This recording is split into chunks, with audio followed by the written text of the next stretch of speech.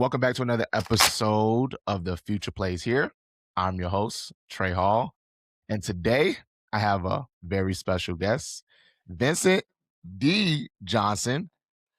Vincent, I know who you are, and many people in the state know you are. You take a lot of pictures and cover high school basketball, and just high school sports in general in Illinois.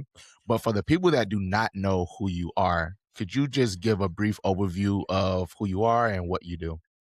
Yeah, well, first, I'm an Illinois native and, went to high school here in the state. First time I ever picked up a camera was, sophomore year in high school. I had a guidance counselor, hand me off a camera because they're like, I was in a journalism elective class, and they're like, "Hey, the world needs photographers too," and that kinda started my journey. But I'm a freelance photojournalist. I do a lot of work for the Chicago Tribune and its suburban publications. Occasionally, I shoot for some other news publications, and over the years, I've pretty much shot for just about every newspaper in the Chicago area, a few websites, and so on and so forth. But yeah, I cover all sorts of high school sports wherever they send me. That sounds great. I mean, high school to me personally, I love high school sports. I mean, I work in high school sports, so obviously I have to love it if I work it, right? Oh yeah, But the and reason what's why I not to wanted love to about high bring school you sports? you said what? What's not to love about high school sports? It really is. I think it's the last true Yeah. sporting, that Last true we have. amateur sports. Yeah, I mean, that it's good. I mean, definitely like grade school kids are amateur too, but at the same point, like, there's people playing for town pride and, not everybody's got, professional dreams or even college dreams. And it's just, and the fans and everything, it's all around a great, great atmosphere. Absolutely. Just I don't know if you mentioned it, but how long have you been covering high school sports? Roughly 30 years if you don't include the time that I was snapping around some photos when I was in high school. We were on the days of film back then, Trey, so wasn't able to go as willy-nilly as some of the kids are today with digital cameras. So yeah, when you made a click, you had to make it count. So and I wasn't they didn't have me doing that much sports back in the day. It was a little difficult on film. Absolutely. The reason why I wanted to bring you on though, you have a book that you wrote called Illustrious, where you pretty much highlight the best high school basketball gems in the state of Illinois. And I had a chance to actually look at the book. Thank you to Matt Troy, who actually had the book in his office, and I kind of borrowed it from him and been holding on to it for quite some That time now. happens quite a bit. We had the one of the assistant coaches at Triad bought a copy from me when I was at the Collinsville tournament this Christmas, and he's like, "Yeah." He's like, "I'm sick of trying to get it back from my friends and my dad, so I need to get them a copy."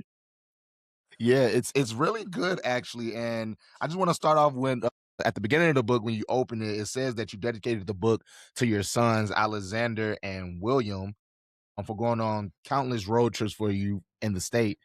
And you have pictures of them in here as well. Can you just elaborate on that? Like, just why did you choose to just dedicate it to them? I mean, obviously, you said they went on a lot of trips with you, Yeah. taking photos, but what does that mean? Like that father-son relationship of just having your kids come to the games as you're like taking photos or just watching the game as well.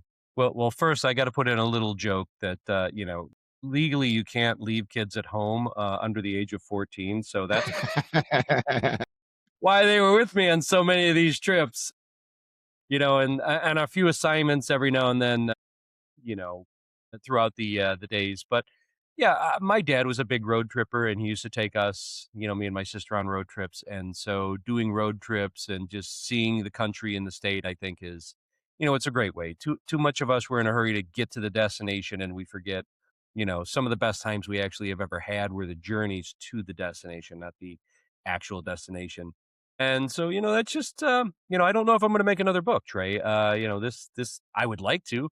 I don't know what the idea would be yet, but this one, it's special, and they were there for a lot of it. If you see, I think William is in a picture of West Frankfurt's Max Morris Arena, and Alexander happened to be with me when I went to the old Centralia gym. So they have gotten to see probably my number one and number two favorite gyms in the state.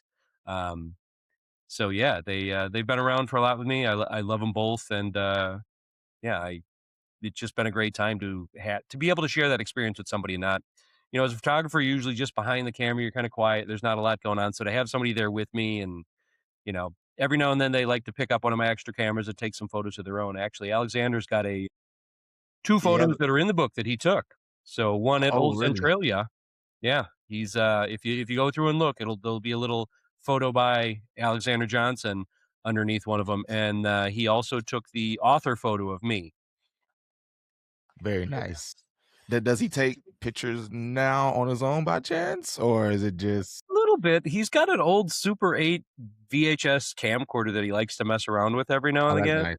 But yeah, he's not doing too much. I keep trying to he likes music, so I'm trying to get him to do the some of the soundtracks for the TikTok and Instagram reels about the gyms that I'm making. I see those as well. Those are pretty good as well. That's Hey, actually how I found out about the book because of the TikToks that you and the reels that you make about it. You also mentioned that you dedicated the book to your mom. Can you elaborate on that a little bit as well? I mean, listen, I'm 52.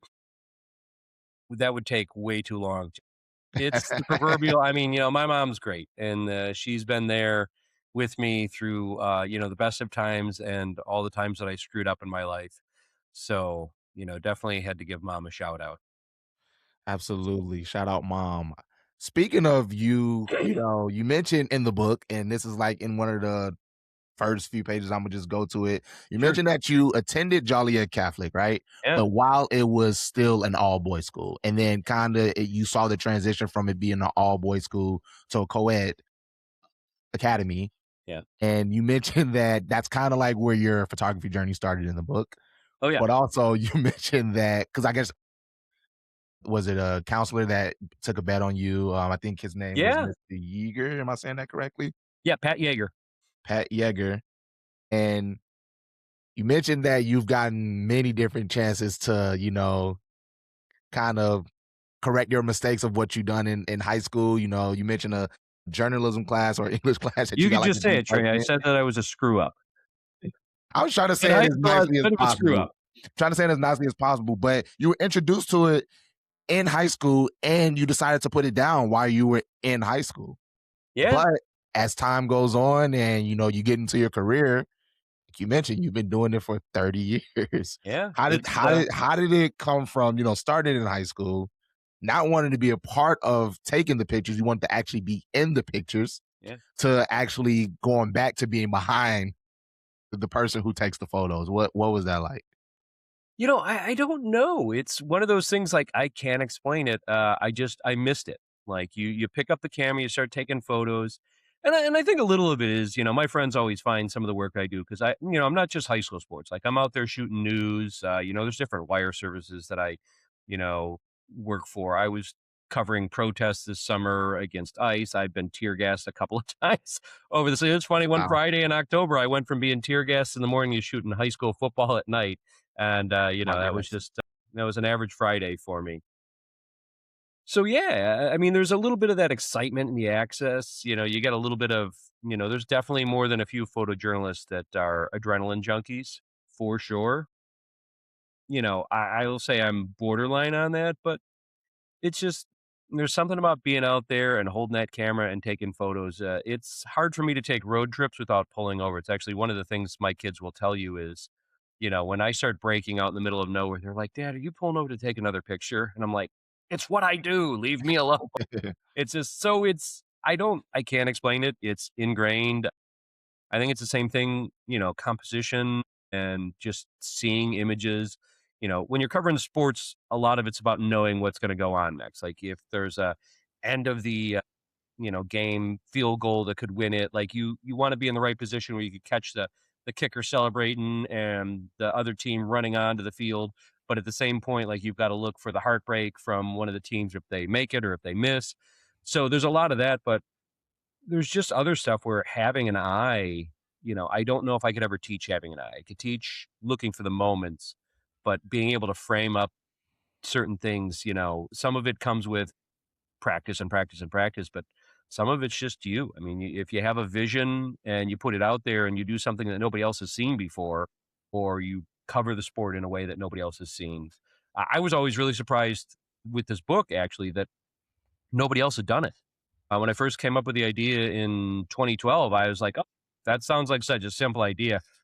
clearly somebody has done that already. And then a decade later, after the pandemic ended, and I was thinking about it again, I did a Google search, and there was one pair of guys that did a book in Indiana that was kind of similar, but yeah, nothing else. Absolutely. You just mentioned a lot of things, that I think young photographers there's a lot of young photographers out here Uh, now that are in high school. Sometimes I think there's too many, but love you all. I You can mean, always well, come up and some ask there advice. Don't step depends in on front who of my you leg. ask. Depends on who you ask, there could be too many. But there are a lot of young photographers that are getting started early. I mean, the youngest photographer I probably worked with was probably, like, in 8th grade, and he's like a, athletic director, kids huh? Is it Connor, the kid from Normal? Cooper Prides. Cooper. That's Cooper, yeah, and I see him at, like I'll go to a Cooper's game. great. I just saw him at swim this past weekend. I'm, like, taking a photo, and I bump into a kid. I'm like, "Oh my gosh, you're, like, everywhere." It's Listen, crazy. I let Cooper borrow my 400 millimeter at state football a couple years ago because I was I think like, I dude, saw that I love actually. seeing you out here. Like, here you I go. think I saw that Like, actually. I was, like, yeah, right there when that was happening. yeah, I was shooting one of the game. It didn't matter. Like, I wasn't covering that team. I was just because, like, what am I going to do? Wait for the next game to start? So I'm out there Yeah. shooting, and I'm like, here you go. Take the lens, kid. Have an experience. Yeah, absolutely. The reason why I brought that up though is because I want to know what's your advice on young photographers getting started as early as somebody who's the same age as Cooper or any of the high school students or even college students. What are your thoughts on how they should just go about taking their photos and maybe just, covering sports or anything in general? Wow. I mean, take your take yourself seriously, but not too seriously when you go out there. Like, one of the things I always tell young photographers, and this is a little bit maybe more in the college realm, which is like, don't work for free. Like, I don't care if somebody's just giving you $5, that's great. But like, there's so many people out there that the value for your image, videos, whatever it might be, is zero. They just want it for free. And that's great. Like, if you're gonna put something up on Instagram and it's a great shot and you want to share it, like, that's fine. But somebody starts asking you for like the series, the high res photos, you know, you either just ignore them or you got to figure out a way to kind of come out and price yourself. Because if you start pricing yourself at zero, then you're going to be zero for the rest. And if you really are thinking about this as a career, then that's something you have to think about. Like, that's why I said take yourself seriously, take your work seriously. It's important that justify what you're doing as important. At the same point, if you were just starting out, it's kind of a hobby. I mean, I don't know how much money you've got invested in it, whether or not, nobody's out doing a paper route anymore to like save up to buy a camera like we would have back in the day. But at the same point, like, it doesn't matter if your mom or dad paid you the camera, you got a little part time job that helped you get it. Just enjoy it, have fun out there. Don't stress about making it a job. My big joke was all through high school, and even when I picked the camera back up in junior college, just as an elective class, because I wanted to get better at taking photos, I never knew people got paid to take photos. Like, that was so foreign to me. And it sounds crazy, but just remember, kids, the internet was not around then. So you couldn't search out cool jobs and I bumped into a photographer. I was shooting on the sidelines at Joliet Memorial Stadium, shooting a Joliet Catholic game, and the Joliet Herald newspaper photographer was there, and I started talking to him, Scott Lewis, and he told me, he's like, "Oh yeah," he's like, I'm like, "Hey, who are you working for? What are you doing?" He's like, "Oh yeah, this is what I do," and you know. I started asking him like, "Hey, what do you guys make?" And he's telling me, what they made a year, and I was like, "Whoa, you make $40,000 a year, and you get a camera stipend and all this other stuff." And this is 1996, 1995, and so it blew my mind that photography, especially like sports photography, was a career that people got paid for. Like, so yeah, enjoy it, go out there. Definitely if you're in high school, I mean, there's nothing wrong with taking a little time off and enjoying a game.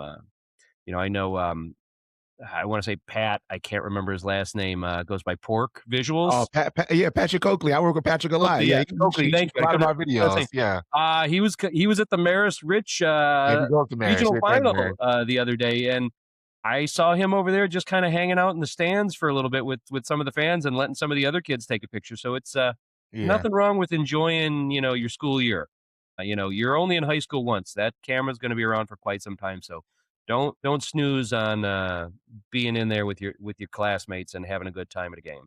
Absolutely, and you have a picture of that, detailing that in the book as well, where you say that the kid in white is you from your senior year in 1991, Yeah. and that's when you solidify that you love high school sports, and I'm assuming that's why you decided to like, most of your work is in high school sports, right? Is that safe to say? Most of Yeah, your it's the photography work? majority of my well, I'd say about 50%, believe it or not. I do a lot of commercial work, video work. Okay. A lot of people that when I show them like video work, they're like, "You do video?" I'm like, "Yeah." I'm like, "But corporate video is not that exciting." So you're not going to see these board meetings or, previews of like a conference that's coming up, like promo videos that I did. I'm not sharing that much. But yeah, the high school sports can be quite as exciting. And yeah, no, like I said, I put the camera down my senior year and was in the stands. And that photo in the book I love telling the story.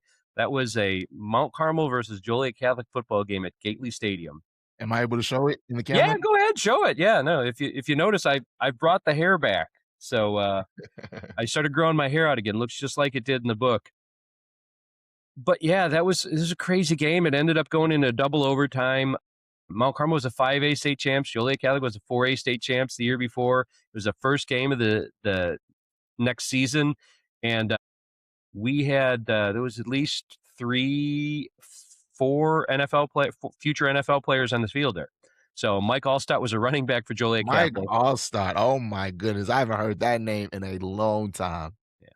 Simeon Rice was the defensive end from Mount Carmel. Very nice.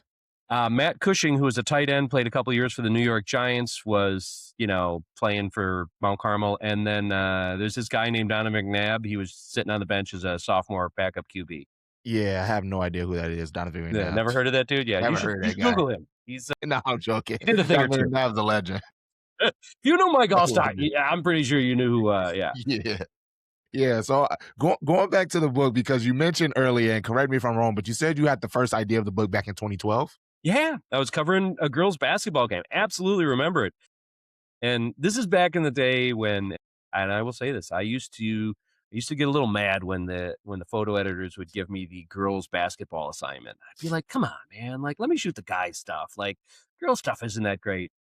And it was Lyons Township versus Oak Park River Forest at Oak Park. And if you've never been in the Oak Park River Forest Field House, oh man, that place is just cavernous. It's a massive field house that has a almost a full track on the inside. It's probably one of the longest gyms in the state.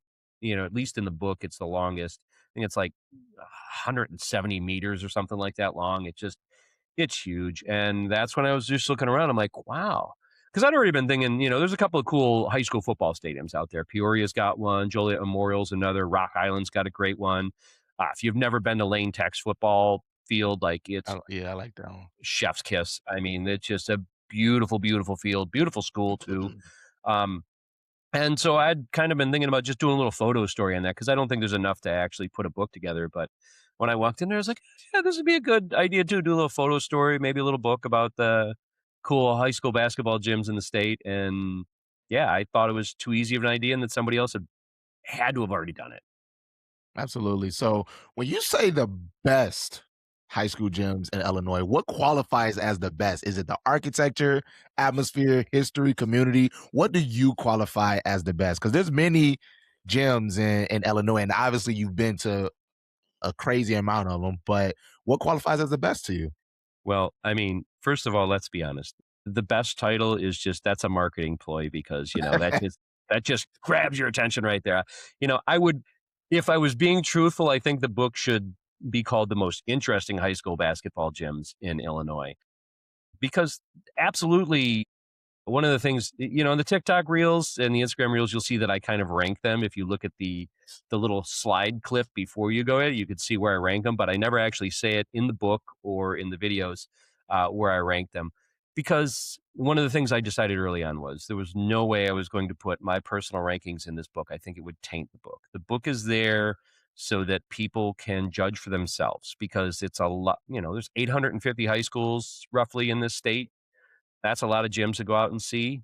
Um, I made it out to at least a good 350 over my career, and that's been going on 30 years. So you kind of get the idea. So these photos are so you don't have to travel to West Frankfurt. You don't have to go down to Brookport, or people from Brookport don't have to come up to Alden Hebron. And you could get the idea from the way that it looks overall, some of the details, some of the stories that go with it, and just makes it what makes it best for you. In the back of the book, I have a little thing where you could literally write down old school, like it says, "What's your top 10?" And that's what the book's for. It's so you could go through and look for it and figure out Decide what you yourself. think is your top 10. Absolutely. I like to hear that. So best you said best is a marketing tool, but you do have your favorite. I mean, I think earlier you mentioned that was it Centralia? Centralia is my number two favorite. Your number two. What's the number one again? Max Morris Arena, though, the one in at Frankfurt Community High School in West Frankfurt. That one is just, it's gorgeous. Yeah. So it just lined up that the two pictures that I have in the book have my kids at my first and second favorite gyms. Centralia would probably be number one if it was still in use today. Mhm. And that's another thing like this as a photojournalist, I'm documenting history in a way. One of the things Absolutely. that I didn't want to kind of gloss over is, you've got stuff in there where, there's some history in the state that's not so pleasant. Somebody said once about like, hey, I hate empty photos of gyms. They just look boring. And I'm like, I think some gyms look great empty. I think it also tells a completely different story when you see a gym that's empty. One of the ones, and they probably may or may not love me for this, but Brown County and Mount Sterling, that high school, that looks great empty. It's just they have this paint scheme, and I don't think you see some of the bleacher paint scheme going on without, if there's a full crowd in there. Now, every coach and athletic director and player wants a full gym, I'm sure. And, if you look at the cover of the book, there's a reason Moline's Wharton Fieldhouse is on there. That was the sectional final Oh, game wow. between them and O'Fallon, and there's over 7,000 people in that gym, and it's the largest gym in the state. It's the ninth largest high school gym in the country, and I think not having I specifically made it back there for that game just because that gym needed to be shown full. It looks cool empty. You walk into that place and it's like awe-inspiring, empty or full, but seeing it full is, it's kind of like, You would have maxed thought that out was at a its college potential. jump for a second. It does, it does. Yeah, no, that's their high school gym. That's Also, the, former home of the Atlanta Hawks before they oh, moved. Yeah, so the Atlanta Hawks started off technically in Buffalo for half a season, then they relocated to Moline, played there for 5 years. They were in the old NBL and then joined the NBA. So, yeah, that gym had an NBA team. Red Auerbach, the famous Boston Celtics coach, coached a season there in that gym, and then the Tri-City Blackhawks, as they were known, moved to Milwaukee and became the Milwaukee Hawks before finally trekking down to Atlanta. wow, I did not know that. That's some history for me, some Yeah, knowledge for me. I and didn't I even didn't know realize that that. either. Yeah, Wow, so that's amazing. I wanna ask, like, obviously, I mean, you took a lot of pictures over, 30 years. a few. Huh? Just a few? No, I'm sure it's a lot, but I just wanna know, was there any gems that didn't make the cut, or did everyone that you pretty much had kinda is in this book? No. So, yeah, that might be a separate, bunch of TikTok videos or a separate book maybe, but, originally when I started doing this, I figured I'm like, "Yeah, I'll get about 50, maybe 70 gyms that'll make this book." And, I had a spreadsheet of every high school, in the state, and I went through and checked off like, "Yeah, this one's interesting," or, I'd get people like, Michael Bryan from the Sun-Times, Aaron Britton, a lot of the photographers, writers that I work with, ADs that I had people suggesting me, and if you were on Twitter over the last like 4 or 5 years, you saw like, "Hey, you got a gym? Send me some pictures. Tell me I should go, why I should go here. What's cool about it?" And so that list went from what I thought was going to be about 50 or 70 to 250. And that's when I had to start whittling them down. And obviously, one of the things we like to do is get to that nice even number. So I settled at about 100. So there's roughly 100 there's 120 high schools that are in there. There's 126 different gyms. So there's certain high schools that have more than one gym that are in there, but some of them just get like a brief mention. Some of them have a full 4 pages. Most schools have 2 pages that they're dedicated to them. So it bounces around a little bit. There's definitely, you could tell by the page count and sometimes where they are in the book. how I weighted them personally and, how I think other people weighted them. But yeah, there's definitely gyms that I was really close to putting in the book, but just, they kind of got knocked out because you get to a certain point where there are similar gyms. I know one of the Gotcha. in the book, I make a great mention of Kankakee. Well, Bradley Bourbonnais, which is just on the other side of that, the river there, right across the border in town. They have a very similar style gym, which might actually be a little bit better than Kankakee's. Sorry, Ronnie, the AD at Kankakee. Bradley's might be just a little bit better, but it's one of those things where it just came out that Kankakee had a holiday tournament over Christmas, and I was able to make it down there on a night that I had off, and Bradley's schedule didn't work out. So there's a few gyms like that. I know like Winchester's in there, Cobden's in there. Both of those gyms are actually probably going to be well, one of them's already demolished, and the other one looks like it's coming down, but they are a certain style.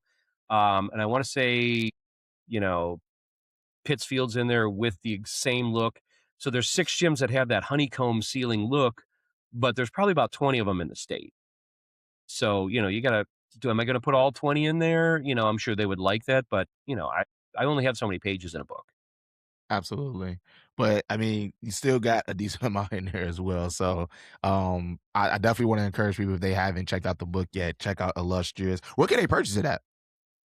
So, the easiest place to get it, and it's always gonna be there until I sell out, is illustriousgyms.com on my website. It's pretty easy to get there. You order, if you're just getting 1 copy, there's gonna be a shipping charge. You get 2 copies and more, it's free, no shipping. I tried my best to do Amazon, but yeah, shipping ain't cheap for me. So, the other place, there's a couple of bookstores throughout the state that have them. I know there's one in Frankfort, Illinois, the Frankfort that's up towards the Chicago burbs called the Jolly Giraffe. There's a Prairie Fox Books in Ottawa that's recently got some copies. Kankakee, which I just mentioned, they actually are selling copies in their bookstore. I know Joliet Central's got some. And then occasionally some schools reach out. So those are the ones that I will say right off the bat that I'm fairly certain that there are copies at those 4 places right now. And then, yeah, if you see me, I've always got some in my trunk. So, flag me down and be like, hey, can I get a copy of the book? Most definitely. I know we're approaching time a little bit, but I still Yeah. have a few more questions. I want to No. get into Illinois high school basketball culture because you've been covering it for a very long time. And you've been to many different gyms as we've been talking about this whole podcast episode. What historic game that you've been to that was had the loudest atmosphere in their gym and that you were able to capture and for behind a picture? I mean, right off the bat, I would say it would probably be something that involved the St. Pat's Notre Dame game, and it was just a regular season game between those 2 schools, but the way that the student sections go back and forth at each other, it's crazy. A lot of these gyms, when you hear the chants, you can't really hear what the other team's saying. So they'd be like, huh, huh. But like they've got a thing going on there where it's like one of them will make an inside joke and then the other ones would be like, oh, that's taboo. You shouldn't say that. And, they look as like the dean or the AD runs over and like, hey, you can't do that. And so, yeah, they've got a whole thing going on there that's just amazing. Obviously that sectional game between O'Fallon and Moline, the year that Moline won the state finals, and that game was at Moline, and it was just packed. I mean, that was loud. Yeah, that's the one thing that it really is hard to bring over into the book, though, is the sound and the smells. I know when I went to Harrisburg's Davenport gym, the AD, when he was letting me in, he's like, yeah, he's like, you're going to notice there's a smell. He's like, some people say it smells like old leather. And it does. It's got and you talk to anybody who's been to Davenport gym and they'll be like, oh, yeah, there's a smell there. They're like, I don't know what it is, but, so there's, and the smell of popcorn at a lot of these small school Southern gyms it just permeates and like sticks in your nostrils in a good way. So yeah, I hope I did the best I could bringing over some of that stuff into the book, but there are limitations with the 2D book to kind of show a 3D world. Absolutely. I want to add some memorable moments. I mean, like obviously Illinois basketball in general has historic players. I mean, I just saw Sean Livingston between at the Peoria versus East Oh yeah, Peoria yeah. game at Galesburg. And I mean, it made me think, I'm like, wow, we have so many players or athletes that not only played basketball in the state and went on to the next level. I mean, earlier you mentioned you were at a game where there were future NFL players. I want to ask you though, what athletes that went on to play at the next level, whether it's just college or even the NBA, that you took pictures of, that you were like, man, this is that you thought the was your best moment of just taking a picture of an athlete. Have you taken any pictures of any athletes that went to the next level? I'm sure you have, right? Oh yeah, yeah, I have over the course of time. I will say one of the downsides of, and it's not a downside. I think it's great when we cover high school sports a lot. It's not always the biggest game and the brightest stars, especially when you get a little more focused. Like, so a lot of what I do for the Chicago Trib is the Daily Southtown. It's their suburban publication that covers the south side of Chicago and then the south suburbs. So there's, like I got to cover Vincent Johnson, who's at Michigan now, Ooh, Illinois. he's playing very well at Michigan. Yeah, I Robbie hate it, Avila, but who's at St. Louis. He was playing at Oak Forest. So, and then, oh my God, I Leanna or who's Lily, who I can't remember her last name. She went to Bennett and she is at Indiana now playing basketball. She's really good, and yeah, I feel so bad, but she was one of my favorite people. She just had so much energy on the court, and that's actually what I remember. There's kids that I've seen, I swear, softball and girls basketball and volleyball. There's a personality there in girls sports that really kind of, the guys have it to a certain bit, but sometimes I feel like they're copying some of the things that they see professionals do. And no offense, guys, like, have your moment and do your jersey pop or whatever. But, it's usually like a trend or, something that's been going on, a fad, where the girls seem to be a little more genuine and just capturing them and their happiness and their overall kind of like camaraderie that they have is one of my favorite sport to shoot in high school is actually high school football. But I've always said, like, if after high school football, I would probably rather just be stuck shooting girls softball. The the fun that those girls have in the dugout, it's absolutely amazing, and it's contagious. Like, I have fun at softball games because the girls in the dugouts are just having a blast, and on the field they're having a blast, and win or lose, they're just having a great time, and I it's easy to replicate in photos. I get a lot of people like, "Oh, you take such good photos of the girls," and I'm like, they're so easy sometimes because they're genuinely having a blast. absolutely. I got some quick hitter questions before we head out. Yeah. While we were off camera a little bit, we were talking about old school wooden bleachers versus modern arena sitting bleachers that are plastic. What is your preference? What would you have to say? Will you prefer an old school wooden bleacher or a modern arena seating plastic bleacher? Well, I'm getting a little older now, Trey. So, I mean, if I actually did, I was at the Bulls game the other night, and it was the first time I'd sat in a stadium seat for a while, and they were rather nice. It didn't have a cup holder though. It was kind of weird. Um, I prefer when I go into an old gym to see the old stuff. Like one of my favorite gyms is the Kenny Gym Annex, which is University High in Urbana, and it was originally part of the University of Illinois, and it's got some just amazing wood bleachers all the way up around the top and a balcony area.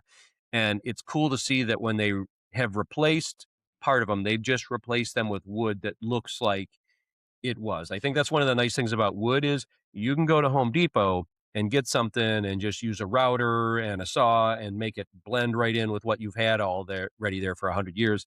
Plastic, gets a little bit harder to do that. At the same point, I was at East Aurora for their holiday tournament over this season, and they had these nice baseline bleachers that came out that had replaced their old like 1980s, 1970s wooden retractables, and they had that stadium seating that comes out. And let me just say, the old heads were very happy sitting on the baseline for a change. They weren't looking for the half court because they had these nice seats there. So it varies. You could definitely, one of the downsides of getting the nicer seats too is you get less people in the stands. That's just a fact. Your capacity goes down once that happens. But yeah, I prefer the old school benches that are kind of cemented into the ground. It shows a little more reverence for the place. Like, you're there to spectate because those bleachers aren't retractable. They're staying there. You know, it's a great look. I gotta be honest. think I like the newer bleachers better. I was telling you earlier that I was at Lyons Township last night for the super sectional between Nazareth Academy and Wabanzi Valley. And I got so high up in the bleachers that I was looking down and I didn't realize, like, oh my gosh, I can see the ground. So I gotta admit, but they do have a nice jump. I don't want to knock that against their gym or anything. It's just the bleachers kind of scare me, and that's Well, why I think I prefer the new ones because the new ones you can't see anything that's below yeah, you. you can't see when your feet are there and you're like looking like, yeah, we were talking about this, like that Lyons Township gym is probably eating a few phones on those baseline bleachers because there's if you drop it, it's bouncing straight down to the ground through all those metal bars. Yeah. Hope you got an Absolutely. insurance plan. Yep, definitely. I want to ask, you've been to a lot of gyms. Have you, I mean, I'm sure you take the time to eat at their concession stands, right? Oh, yes. Who Absolutely. has the best concession stand food of any high school gym that you've been to off the See, top of this your head? is see, off the top of my head, like, I will say Bader Gym, which is, Marquette Academy in Ottawa, had something called what was it was a sloppy nachos. So, you've got the nachos with the cheese, you've seen that before. They put sloppy joes on top of that. Oh, wow. And let me just say, I'd already had, like, a slice or 2 of sausage pizza there when I had first shown up, and I didn't see that, and then when I was interviewing somebody down in the concession stand, somebody ordered this. I'm like, "Wait, what's that?" And they're like, "Oh, yeah, it's sloppy nachos." And, I had the meat sweats on the way back to, Chicago that night, but, it was 100% worth it. Like, the sloppy nachos are great. I know, but then there's other stuff like Maine East. It's the only place I've seen that sells hot ramen at games. Oh, wow. And so that's it. Like, I don't like ramen, but if you did, like, maybe Maine East is your favorite because they got the, I still think football kinda beats it. There's something about, like, grilled there's so many I mean, there's a reason, we have that pork chop challenge at the state finals for football because there's a lot of schools around the state that have great pork chop sandwiches. Rochelle, I know Unity High School in Toronto, I was there for, like, a football game. They've got some good stuff. I don't know if they still do. It's been about 15 years, but, you know, I mean, shows you how good it is if it's 15 years and I still remember eating your pork chop sandwich. Absolutely. I have a couple more questions for you, and I want to relate it more towards the current Illinois high school basketball playoffs that's going on right now.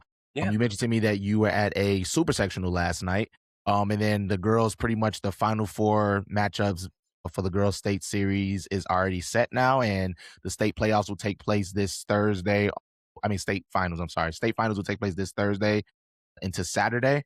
Are there any girls basketball teams that you like that have a potential that are still in it that have a potential to, maybe bring home a state championship? I saw Washington last night, so I I was covering heard great things Providence. about Washington. I heard so many great things about Washington. I They look good, which is it's one of those things where boys basketball, I think you walk out and you see the size of some guys, and you're like, "Oh, wow, that's gonna be a tough team to play." You didn't they're not intimidating when they walk right out, but they're they're putting up buckets left and right, and their defense is just on point. So, yeah, I'm excited to see them again. I'm trying to think who else is in there. Some of the other schools I haven't seen, being the Southtown, I covered Providence throughout the season, Homewood Flossmoor. I thought HF looked really good. They They were just a good lost yesterday to passing and Belleville East. what's that? Yeah, they did. Yeah, But I mean, like seeing them in the regionals, like they could pass and dribble. Like there was no mistakes when it came to ball handling with them. So it wouldn't surprise me if they were actually down there. But obviously they didn't make it. So yeah, but that's it out of the teams that I've seen right now. But that's a good part about the state playoffs. You get to go down there and see a bunch of teams you probably haven't seen during the year because they're from all over the place. absolutely. I want to bring it to the boys basketball. Obviously, they're only in the sectional semis right now, so I know that starts today. And then their state finals will be actually next week. So by the time I get this video out, hopefully it'll be tomorrow, but we'll see. Any teams that you like to win the state finals for boys basketball? I got a couple in mind, but I I mean, wanna hear your answer. I think Bennett is gonna be there. When you have a 7-footer in Colin Stack, I it's mean, gonna be hard to guard that in high I school watched him basketball. do it last year. Now, if I'm right, they would meet DePaul possibly in the Uh, finals, or is it so a I think they can meet DePaul in the semi? semifinals. Okay, I yeah, don't think they can meet, them okay. in the state I think they're on the same side as far as the, bracket when it comes to the So Super yeah, Bowl. I mean, I think they got a good DePaul's. Kleinschmidt's got a great program. Heidenkamp's got a great program. I think those two that game's just going to be great to watch in general. Like I said, I think Bennett could win it all on the 3A side. East St. Louis is definitely one of the top teams, but I haven't seen them play. I've seen Kankakee 3 times. Kankakee looks nice. Their only loss to He DePaul. Yeah. Lincoln Williams. Yeah, Lincoln Williams, I mean, he's, I've watched them play some good teams and they still played great. Forgive me for 2A because I don't know who's still in it. I know there's a couple schools around there, but I haven't. The hard part about where I'm at is there's not a lot of 2A and 1A schools to follow, Yeah. although I absolutely look, if you look at the book, there's 60% of that book is 2A and 1A and 2A schools. They're small schools. I love going out to small schools. One of my top 5 schools is Brussels, which is just tiny little school on the peninsula between the Illinois and Mississippi River, and I absolutely love that place, and I know they co-op with, Calhoun, and I believe Calhoun's still in it, so, there's a little bit of me that's, hoping those kids from Brussels, on the team, make a run. They look pretty good. Um, I don't know. We'll see when it comes out. Either way, there's one thing I always tell everybody is I would never bet my house on any high school team. I don't care if Jalen Brunson, John Shire, and Derrick Rose were all on the same squad. You just named Uh, some you know, legends. I mean, yeah, I'm not betting my house on some high school kids. I've watched too many upsets. There's too many teams over playing too many different games and too many. It's not like the NBA or the NFL where you only have a set number of teams. And like, okay, yeah, you got a good idea. Even college football, you got like 120, 130 something teams. Like there's 800 plus high schools that have a basketball team in this Yep. state. And just, I've watched some teams that shouldn't. I was at Canton earlier this year and Canton beat Metamora and it was kind of a big shocker. Joliet Catholic, where I went, they beat St. Ignatius this year, and Patience is pretty good this year too. yeah, like I mean, so yeah, it can happen, and I mean, this is a single elimination tournament, so Mhm. all it takes for you to go out there and have one good game, and you're a team that might not normally have that aspirations of making that high, but you win, and then unfortunately, you still got to go play some other great teams. So if you can have multiple runs like what Yorkville's doing right now in the boys' side, who knows? Maybe they can. I think they got to go up against like Bennett and some other teams Yeah, they're eventually. in a pretty tough sectional. Yeah, the regional they made it out of, and like that's the thing. So you're going to get that Cinderella story, but it's like how long does it go? But all it takes is one Cinderella team to knock off Bennett or a DePaul accidentally, and then open the road up for another school that you didn't see coming. So yeah, Absolutely. that's why I love high school sports. Anything can happen. Yeah, Yorkville has to play Bennett Academy next, and they play Yeah. actually tonight in Bolingbrook. But like you said, I mean, it's high school basketball, right? And that's the beauty of it. Any team could be beaten any day, especially with that single elimination game. I mean, and not to down on East St. Louis. They have an amazing program, but I remember all the chatter coming into that game against Fenwick, and to see that happen was a big shocker. And State so playoffs for yeah, football. and I mean, even if you go to 8A and Mount Carmel versus Oswego, like It was looking I'll tell you, scary for a little bit. get on the Looking sidelines. scary. I cover, Mount Carmel's a mile and a half, 2 miles from my house. My oldest son actually goes there. And, so to see those people nervous, like I'm usually that's the games that they send me to cover because it's so close to my house. So being around them, I haven't seen them that nervous in quite some time. And yeah, that first half of that 8A game in football was, Very interesting. Yeah, but Vincent, I appreciate you a lot for joining the platform, talking a little bit about Illinois high school basketball and also your book, Illustrious. I'm going to put it in the camera again. yeah, thanks, man. I encourage everyone to check that out. Will you be at the? I'm assuming you'll be at the state finals for girls basketball I and will boys be. I am basketball, right? covering girls state finals. Mhm. The Trib's got a couple of teams in there. We're going to be covering Saint Ed's. I almost said Saint Helens.